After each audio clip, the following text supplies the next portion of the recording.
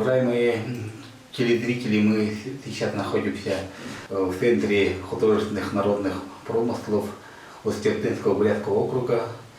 И сейчас перед нами наши ювелиры, художники Валентина Викторовна, Эдуард Александрович. Давайте я представлю, наверное. Меня зовут Валентина Викторовна Жона, я представляю главного художника в нашем центре. Перед вами мастер-художник-ювелир Чеканки Куклин Эдуард Александрович. Он занимается восстановлением, реставрацией художественных изделий, таких украшений предбайкальских бурят. Наш кратко все расскажет.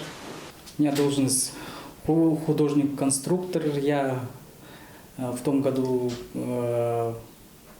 звание народный мастер Иркутской области. И к вашему вниманию представлено украшение предбайкальских бурят. Такое украшение носили конец 17 начало 18 века. И представлено нагрудное украшение холопша, нархинцик височная. Если сзади посмотрим, это получается заяши. Это на спинное украшение. И тут на спинное накосное украшение сажа.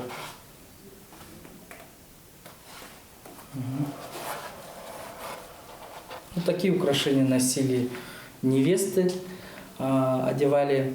И это такая техника была, насечка серебром по металлу, по железу. Такое украшение хранится в фондах музея истории Бурятии имени Хангалова, в нашем краеведческом музее города Иркутска, ну и, конечно, в нашем музее Устерды. Если даже вот так посмотреть, это напоминает на доспехи. Раньше же тоже женщины воевали. И вот получается это как бы мицеллярные доспехи, которые, да, вот, например, железо свойство же при влажности, она же начинает ржаветь. А когда серебром сверху покрываем, то бишь серебро-то она не ржавеет и сохраняет вот это. Ну и, наверное, скорее всего, простые люди, наверное, такое не носили. Наверное, более полководцы какие-то, да, там, или более по рангу выше люди, наверное, такие носили. Вот это украшение нархинцик, да, полностью, да, это получается вообще как бы культ птицы. Вот это получается крылья. Здесь еще должно было налобное украшение, юбагун называется, такое стреловидное. А у Балдаева написано, что была раньше медная птица. И вот получается вот хвост ее, этой птицы. Ну, и получается, вот, например, у хиеритов в основном вот такие украшения вплоть до 19 века просуществовали, наверное, в Верхоленске. Это туда, на север, да, где вглубь, там это получается такой вот консерватор, наверное, можно сказать. В основном оттуда все привозили, такие вещи в музей. Так, далее вот украшение получается уже более 19 веку, да, когда уже более, уже из коралла. Получается вот это украшение холопша. Такое украшение надевали на невесту изначально, потом оно, конечно, прибавлялось.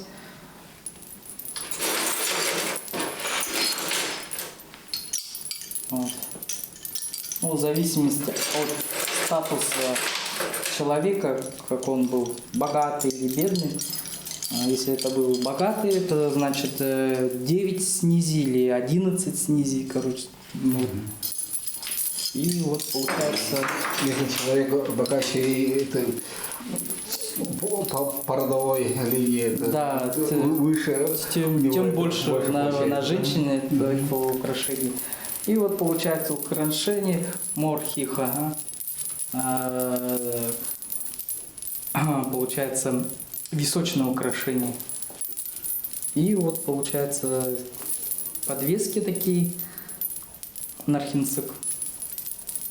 Я так утрирую, говорю, что нархинцик, а так украшение, название украшения не сохранилось нигде, ни в записях.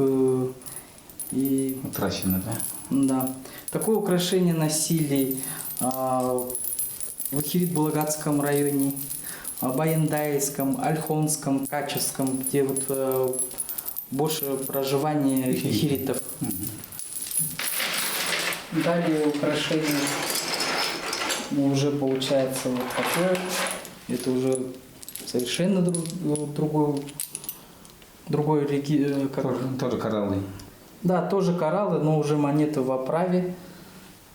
Просто попроще. И вот получается такие носили булагаты. Это хангодеры, да. Это получается Аларь, Бохон, Асан, Куты, Нижнеудинск и Ангарский район. Это уже наверху. Да, Верхний. вверх по течению реки Ангары. Вот, получается, я занимаюсь с восстановлением и сохранением национальных украшений. Конечно, там есть еще мужские пояса, но они у нас на выставке, и в данную минуту не можем предоставить, показать. Ну и, конечно, занимаюсь более таким современным. Например, здесь представлены панно предки. Маска дедушки, да, лик, и бабушки, да. И вот получается как бы вот потомство, да, идет как бы линия со стороны бабушки, со стороны дедушки, потому что у нас же получается, когда у бурятов брызгать надо сначала с отцовской, потом уже со стороны материнской, да. Ну, конечно, у меня еще есть работы, они также в выставочном зале представлены, и, конечно, в музее на Алтаргане, например, я первое место вот заполнил. В каком году? Это в 2018 году, когда в Иркутске был Алтаргана. Да. А вообще у тебя в роду, наверное, ювелиры были, да? Да, Дархамут, да, вот Дархамут есть, это вот со стороны, наверное, больше матери, потому что они, как сказать, теглатонского рода, второго алзоевского рода, это значит, опять же, булагаты, там получается более, наверное, скорее всего. А если со стороны отца там посмотреть, или со стороны бабушки, да, шабагатского рода тоже, да, булагатского, они нижнеудинские, выходцы нижнеудинские, ну да, там говорили, что да, есть, были мастера свои, то бишь не только по металлу, и по дереву, да, резчики. И вот, ну, я думаю, что со стороны отца и со стороны матери все это воедино слилось. Да, Дарханские, это все равно же это, как говорится, это Дарханы отправляют на землю людей, да? И они должны выполнить свою миссию. Назначение, Ты да. как раз это успел выполнить. Ну и вот я, наверное, тоже думаю, что, наверное, неспроста, наверное, все вот так вот. Конечно. Тоже, наверное, как-то, может, через поколение, опять же, отправили, и вот. Ну, я вообще люблю вот заниматься вот этой историей, да, вот про наш народ бурятский, то бишь историю, традиции, обычаи. Я говорю, очень горжусь тем, что у нас бурятская культура очень богатая, такая. В разный регион приедешь, традиции, обычаи разные, диалекты разные.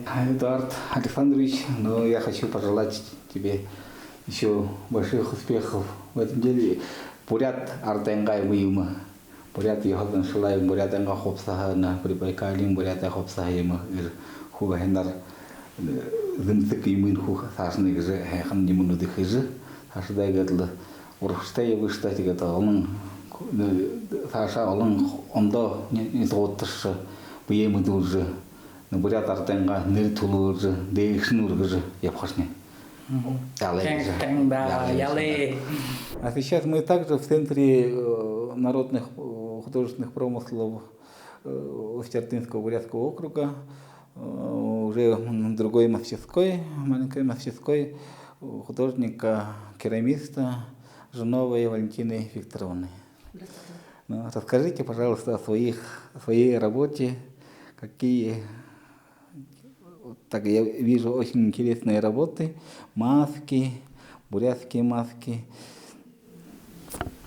Ну, я, пожалуй, начну со своей краткой биографии. Я закончила Иркутский государственный технический университет, кафедра дизайна, по специальности художник-керамист. В центре работаю я уже 11-й год. Специализируюсь сначала я на войлоке, то есть делала декоративное панно из войлока, кожи, ткани, дерева, то есть делала синтез материалов такой смешанный. Тематика в основном такая мифология, культура, легенды, сказки народные Байкалья. Затем, когда у нас появилась возможность работать с глиной, потому как у меня специальность, у меня больше керамика, то есть это работа с глиной. У нас появилась своя мастерская, все оборудование, и вот я исполняю произведения искусства, скажем так. Это как маленькие панно декоративные, вот такое вы видите, да? Сюжеты тоже такие у нас художественно-бытовые сцены, маски, может быть, какие-нибудь стили природы, может, пейзажи и так далее, и так далее. А основная тематика это у меня идут маскоиды. Маскоиды у нас идут тема из мифологии, из культуры бурят, связана с онгонами. Онгон это обереги. И получается, раньше маски делали такие из сыромятной кожи, то есть выделывали кожу животного, рогатого скота, бычья, баранья или козья шкура, то есть натягивали на специальную основу. А я выполняю в более современном, современном варианте из керамики, то есть какой процесс работы? То есть сначала делается черновой вариант работы, допустим, возьмем эту маску. Черновой вариант отливается из гипсоформа. И, соответственно, это гипс, да? Нет, это глина. Обожженная глина, это уже чистовой вариант. Из гипсовой формы делается отминка вручную из готовой глины, маска. Она постепенно высыхает. Сам процесс очень не быстрый, конечно, тут много нюансов работы с глиной. Нельзя сделать так, чтобы она слишком быстро высохла и слишком медленно, иначе пойдет деформация. Ну, вот эти вот самые первые мои маски. У меня их сколько? У меня их там 6 штук, по-моему, да. Совместила с такими вот традиционными материалами, которые раньше использовались в быту в Бурятии. Это войлок. Вот этот войлок тоже сам, собственно, ручно был свален, то есть с бараньей шерсти.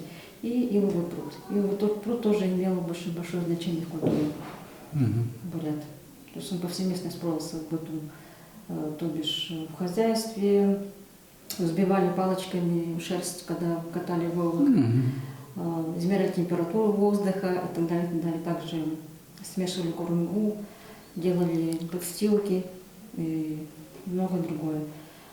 Сюжеты такие, также сюжеты используют часто орнаментику, очень богатый орнамент у нас в искусстве. Это основной сюжет, это бараний рог Хусунабыр. Сила, плодородие, богатство изобилия. Да, он практически мне везде присутствует, но я в своей работе частично пытаюсь его как-то маленько по-новому на него посмотреть и сделать такие вариации, осовременить, скажем так, чтобы народу было интересно смотреть на те или иные работы. Также, что касаемо это крупной пластики, идет дальше у нас мелкая пластика. Но это что касаемо современной продукции. Дальше у нас идет вот такие сувениры в национальном стиле. Это у нас идет юрточка, поставка для благовоний. Тоже это глина, да? Это тоже глина, да. То есть все полностью делается вручную, каждая деталь. То есть берется сюда несколько форм, отминается, обжигается в 2 этапа также. Также магниты у нас тоже формируются, что связано с национальным колоритом, скажем так. Что и туристам, и нашим покупателям, нашему населению было интересно приобрести. Ну и в будущем есть в планах развить мастер-классы для населения, как для детей, так и для взрослых. А глину откуда берете? Глину мы заказываем из Питера, соответственно, она уже готова к применению, там ничего с ней она уже готовая, да? Да, уже готовая, да. Но вообще, конечно, мы в планах использовать глину нашу местную, которая находится в Воронцовской, деревне Воронцовских Филблагастской, и в Иркутске есть в Мамонах. То есть та глина, которая есть, местное месторождение, она в чистом виде непригодна, ее нужно смешивать с красной. То есть там 1 к 2 или 1 к 1, тогда ее можно уже использовать. Ну вот, это, конечно, не единственные работы еще. Самые ранние работы были декоративные панно из войлока больших форматов. Они считаются уже как монументальные. Настенные панно. Также в свое время я участие принимала в конкурсе модельеров, который проходил в городе Улан-Удэ, Торгонзам, в 11-м. Торгонзам. Да. И там я заняла, по-моему, 2-е или 3-е место. Вот из Это одежда уже модели, да? Да, но у меня была коллекция такая стилизованная, авангардная больше. Она не носибельная, не больше такая сценическая, скажем так. Но это тоже был опыт такой. Наши мастера, тоже многие наши коллеги, которые есть, они частенько принимают участие в разных конкурсах, фестивалях. Также мы стараемся привлекать других мастеров нашего региона и округа, чтобы они росли, чтобы видели и перенимали опыт других мастеров и так далее. Ну, спасибо. Пожалуйста. А сейчас мы, дорогие телезрители, мы находимся также в центре народных художественных промыслов Чердынского Бурятского округа. И сейчас мы находимся в кабинете народного художника Иркутской области Осиповой Екатерины Викторовны. Здравствуйте. Екатерина Викторовна, здравствуйте. Расскажите, пожалуйста, нашим телезрителям, как изготавливаются из гобеленов наши такие прекрасные продукты, такие прекрасные сувениры. Ну, именно ткачеством я научилась в Улан-Удэ, Республиканском училище культуры и искусств. Вот, а потом уже, когда в 2006 году познакомилась со своим супругом Ефимом, и он научил меня обработку конского волоса, с тех пор я тку только из конского волоса. Вы участвовали в каких-то больших конкурсах? Ну, участвовали, да, на Алтаргане. Ефим в начале 2008 году, в 2010 году, в 2011. Это ваш супруг тоже мастер, получается, да? Да, он просто дома работал некоторое время в ЦХНП, пока я была в декрете. И вот сейчас он дома занимается. А сам он самоучка. Он учился на медика, а потом его потянуло все равно, как сказать, заниматься творчеством. Это работа проводник, как раз таки Ефима. Вот. Здесь изображен шаман, весь такой статный, большой, молодой шаман. У нас есть вторая работа, называется «Шаман метаморфоз». Тоже изображен он же, только он уже с крыльями, да, такой, с ангонами, хранителями и помощниками, которые помогают ему в разных мирах. «Покровительница рода» называется. Это серия работ. У меня есть первая «Хозяйка тайги», вот «Покровительница рода», и еще «Хон Шувон», новая работа.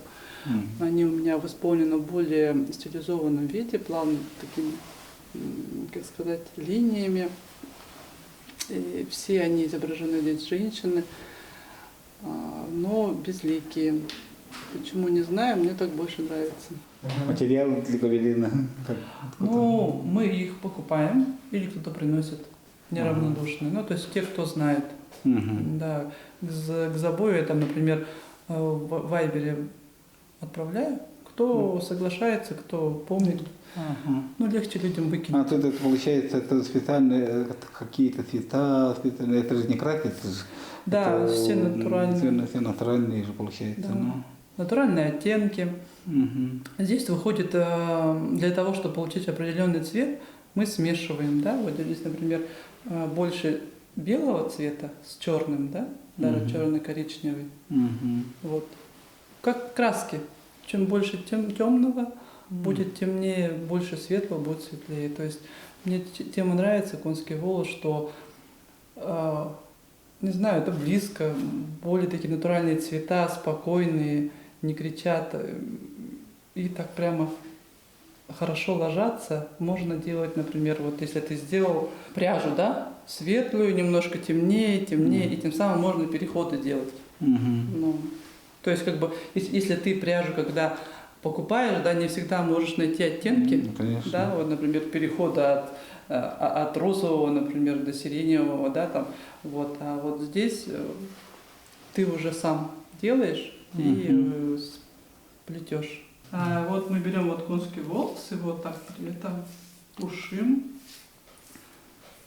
чтобы они схватывались друг с другом и получалась пряжа. Ну, как обыкновенная шерсть, просто шерсть мы сразу берем, а здесь приходится сперва распушить, а потом уже будем много-много не делать, как говорится, как...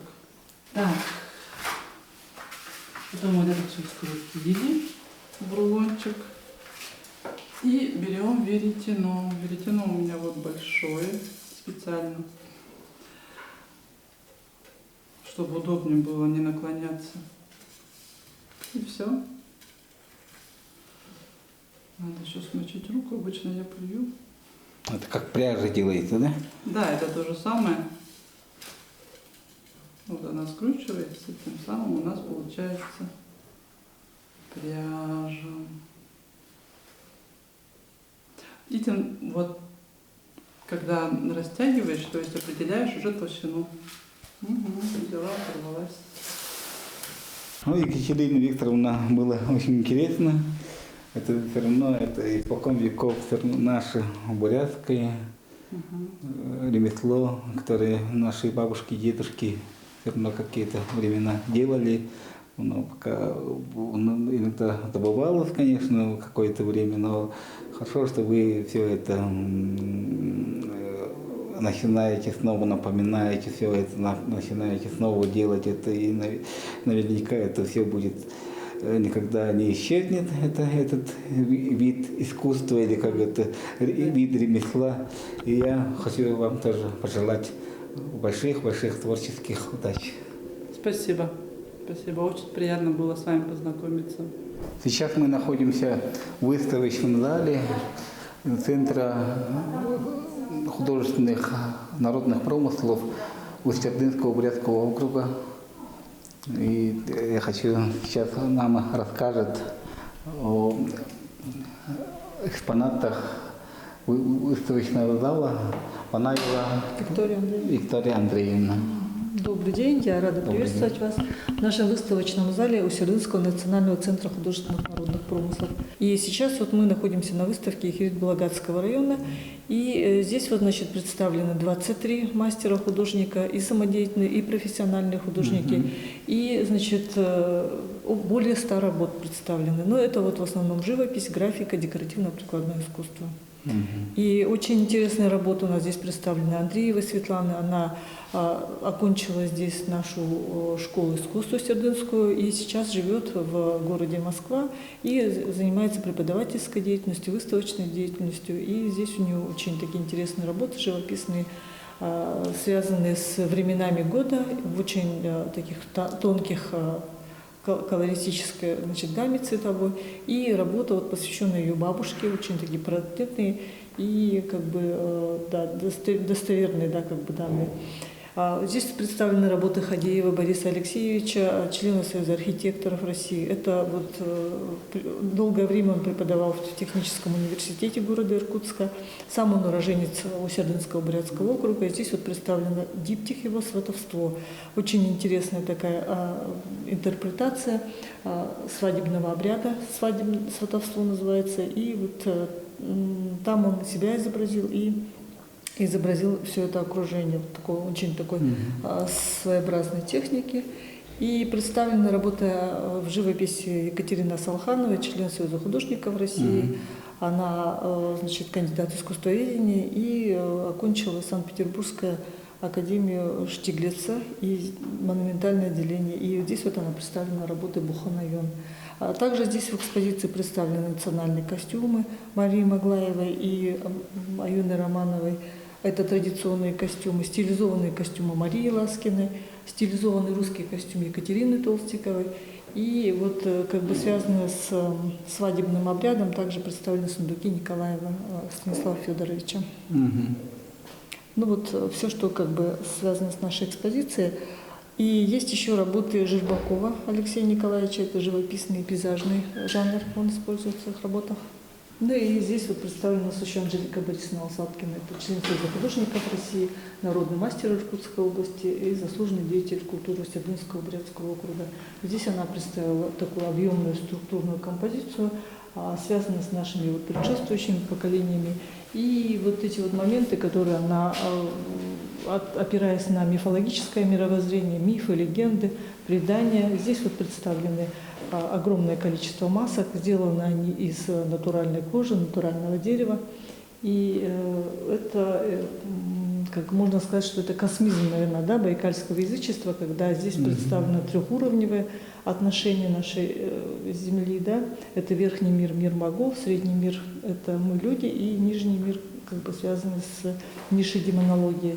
И все эти как бы образы, они в ее творчестве очень часто имеют быть. Очень сложная такая конструкция, и все ее работы, они как бы связаны, они такие сборно-разборные, и в любом случае их можно по-разному интерпретировать и по-разному составить и собрать, и они несут в себе какую-то такую мощь, силу, дух именно вот как бы вот этого материала. Наверху ангоны, да? Это маски. Маски это вот когда одевали шаманы во время проведения обрядов, камлания, да. Маски они и у других народов существуют, ну а вот здесь вот в данном случае это маски, которые вот как бы деревянные маски были вот как атрибут шаманских вот этих вот камланий и вот всевозможных этих обрядов.